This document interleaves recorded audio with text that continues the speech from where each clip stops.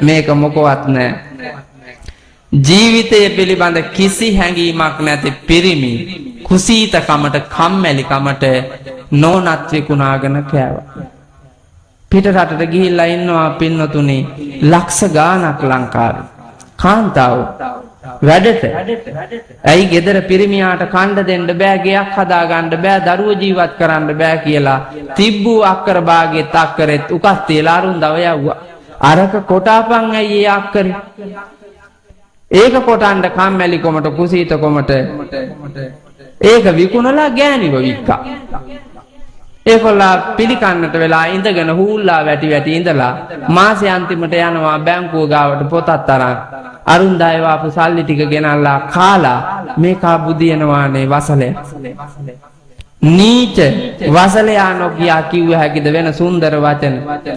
අසංග පියමන්ත පීරිස් කියනවා මට මතකයි මගේ දරු පැටහුව අහසට දෑත දිගු කරන් අම්මයි කියා ගමටම හඬ තලයි වැරෙන් සින්න වෙන ඉඩම මට ගොඩ ගන්න බෑ ඉතින් යන්න උඹ ගියා උකසට දරුසනේ අරන් ඇහැල මල් පිපුණු දෙවටෙදි හමු වෙලා එදා දුන්නු බහ නිසා නුඹටත් දුක උරුම වුණා අහස් යන්තරේ ගේ පැල පසු කරන් ගියා පුංචි උන් අඬයි අම්මා බැස්සේ නෑ කියා කන්න බෑ කියයි බත් ගුලි ලොකු වැඩි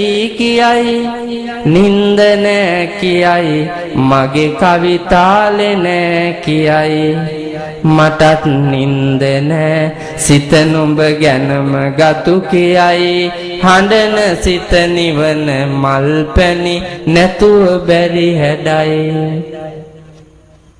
ඔකේ අවසාන පද ටික දැක්කම ඇති. ගෑනිව වික්කාට පස්සේ තමා මූට බර වැටුනේ.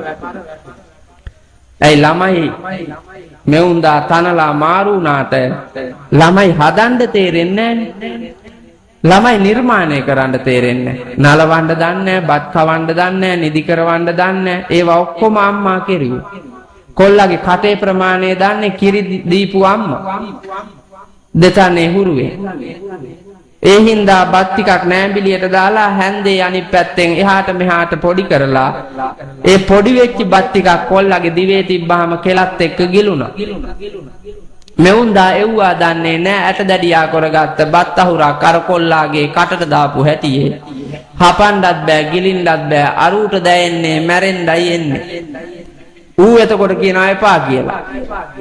තාත්තා හිතනවා කන්න බෑ කියලා කියන්නේ බැරි නම් බුදියාපා. කොල්ලවගෙන ඉල්ලා කොට්ටෙන් තියලා කොයි නැලවිලි දැන් කියන්නේ මේ ගොර හැදියා නැලවිලි දන්නේ කොට්ටේ කෙරෝලෙන් අල්ලලා දෙපැත්තට වනපුවාම අරකගේ බෙල්ල ඒ අතට මේ අතට පැද්දිලා සුසුන්නාව හිර වෙලා කලාන්තේ හැදිලා පෙරළුනොත් මිසක් සුවසේ නින්දක් නැහැ. තාත්තට ඒ කරපු අපරාධයෙන් දැනෙන තෙහෙට්ටුව වේදනාවට නෝනා මතක් වෙනවලු. ඒත් කරන්න දෙයක් නෑලු. හිත උඹ ගැනම කිව්වත් මං අසරණයිලු. හිත හදාගන්න තියෙන්නේ මල් පැනිලු කියලා ගිහිල්ලා අරක්කු හුඟක් බීලා එනවා. අරක්කු හුඟක් බීලා ඇවිල්ලා මේකා පෙරෙල්ලා බුදිය ගන්නවා. ඌත් එක්ක බීපු අයම දරුවෝ ටික දූෂණය කරලා යනවා. එහෙම ශ්‍රී ලංකාවේ මම මේ පොලිසියේ තියෙන වාර්තාත් එක්ක ගලපලා කිව්වේ ඇත්ත කතාව ඕක පුතා. තමන්ගේ ගැහැණි තියා මේ රටේ පිරිමියෙක්වත් පිටරටියන්ට වැඩ ගන්න දුන්නේ නැහැ ගජබාවෝ. ගජබා නරේන්ද්‍රයන් වංකනාසික තිස්ස රජුරුවන්ගේ තමන්ගේ තාත්තගේ කාලේ ලංකාවට ඇවිල්ලා අපේ සොල්දාදුවෝ 12000ක් අරන් යනවා දකුණු ඉන්දියාවට සොලින්. ඒ වෙලාවේ ඇතිවෙච්ච ආත්ම ලැජ්ජාව මකා ගන්න ගජබා කුමාරයා රජ වෙලා තාත්තගේ ඇවෑමෙන් ඉන්දියාවට ගිහිල්ලා අපේ සොල්දාදුවෝ 12000ක් අරන් එහෙම 24000කුත් හිලව්වට අරගෙන 36000ක් අරන් එනවා ලංකාවට. ඒ ඇවිල්ලා ලංකාවේ මහා අමුණක් බඳවලා ව්‍යාපාරයක් හදලා එතනම රජමහා විහාරයක් නිර්මාණය කළා ශ්‍රී ලංකාව ස්වයංපෝෂිත කරන්න දායකත්වයක් දුන්නා.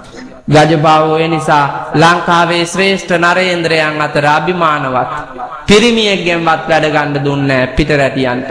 එහෙව් කොට ගෑනිත් විකුණාගෙන කාපු මේ જાතිය උතුම් යයි කීම මගේ හිතට එච්චර වෑවෙන්නේ නැහැ. දිනපතා මෙවැනි වටිනා ධර්මදේශනා ශ්‍රවණයට ධර්ම ශ්‍රාවකයෝ නාලිකාව සබ්ස්ක්‍රයිබ් කරන්න.